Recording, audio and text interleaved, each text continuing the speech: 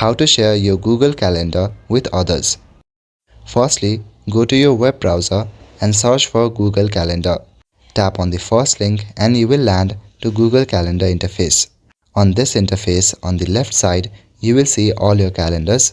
It will be under the section My Calendars.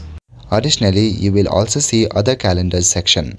If anyone shares a calendar with you, then they will sit in the Other Calendars section.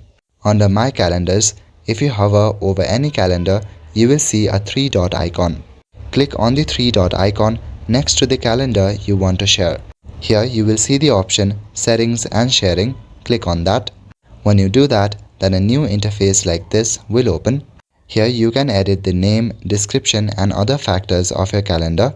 If you scroll down, then you will see this section called Shared With. Click on Add People or Group. To add, you can enter their email. Also, you can set up permissions. There are 4 different types of permissions.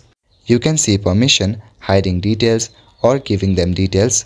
You can give permission to make changes or edit the calendar.